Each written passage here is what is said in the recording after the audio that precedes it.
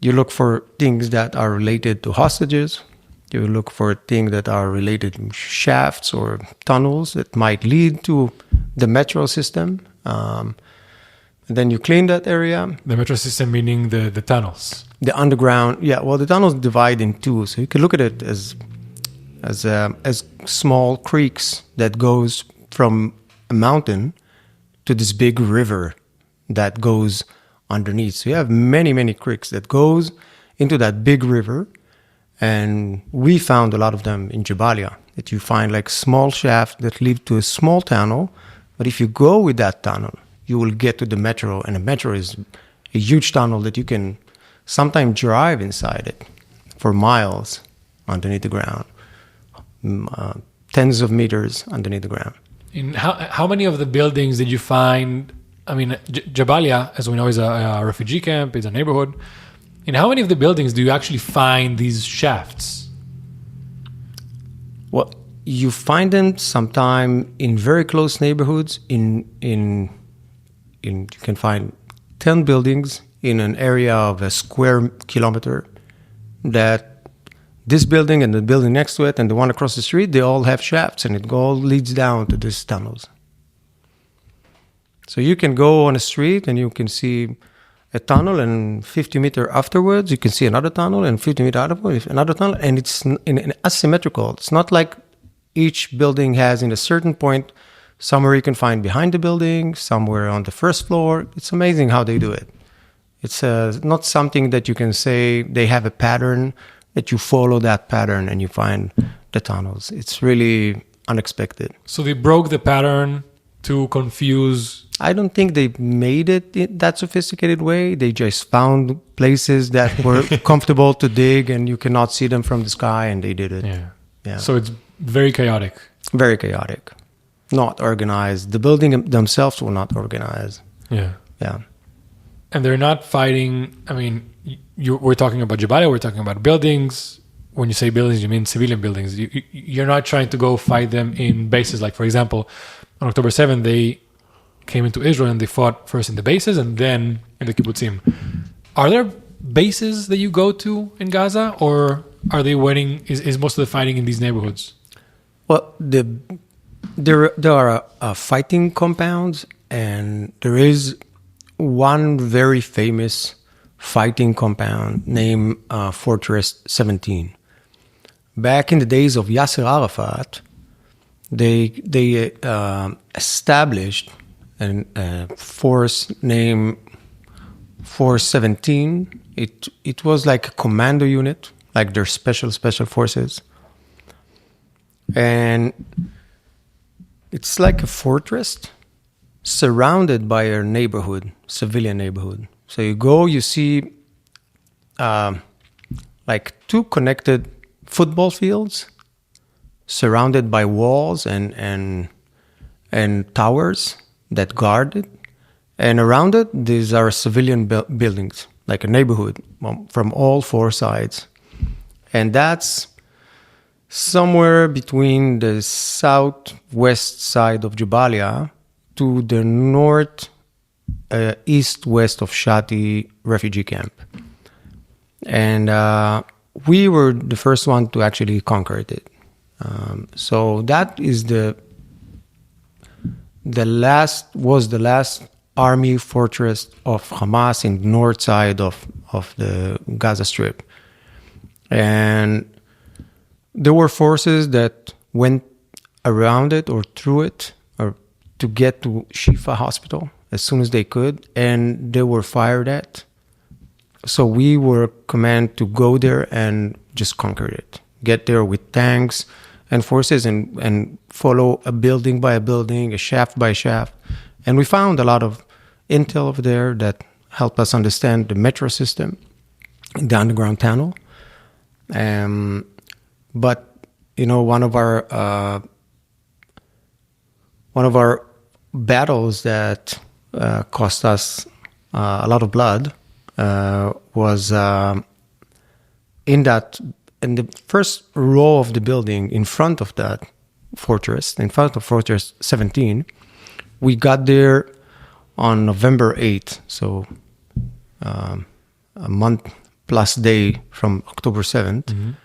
And when we got there, we were the first one to get to that fortress, and we got to the first building, neighbor civilian building, and we went cleaning the first floor, putting the team over there, and then going to the second floor, cleaning it from seeing that everything is vacant, and then going to the third floor. We put our gear on the third floor, and as soon as we do that, we get shot from 3 directions. So we got a sniper shooting at us from one direction, an RPG. The fortress?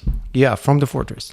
An RPG shot towards our building. It actually hit the third floor, and the ceiling of the third floor dropped on the second floor. So you couldn't really go through to the third floor, and we had a lot of equipment there. And then from the building next to us, and the difference there between buildings, not like here that you have room. It's not like you have the 2 meters, like 6 foot between you and the next 4-story building between it. So you can see the window, like, you can see what's going on in the next room. That's how close they are. And from that, they were also fighting from the other building. and not from just the that fortress. building, they had a shaft that led to a tunnel that came from Fortress 17, and they came out from there, and they fought us from a close range battle. It was they were 5 meters from us. So from their biggest fortress, they have shafts and tunnels that lead to these civilian neighborhood, buildings just around them? Yeah. That's okay. I mean, we hear the stories and we see, but it's amazing to see the scale of this thing. Back when I was in the army in 2012, it was Amud Anan, and we were preparing to go into Gaza, and people who were inside Gaza before told us also about how they booby trap things in neighborhoods and the buildings. First of all, they told us every single building could be booby trapped, but also if you see a trash can, if you see the body of a dog, anything. See a red fabric. What do you mean red fabric? So the intelligence told us that if you have red fabric on a building, so it can be a red shirt, a red towel, something colored in red. If you see something red, you know that building is booby trapped. So you have either when you come into the building, you have an IOD, or you get shaft inside, or something is going on inside.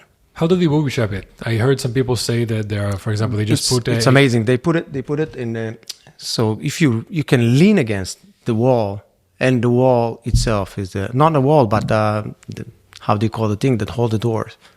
The frame. The frame of the door. Yeah, the frame is booby trap. Could be booby trap.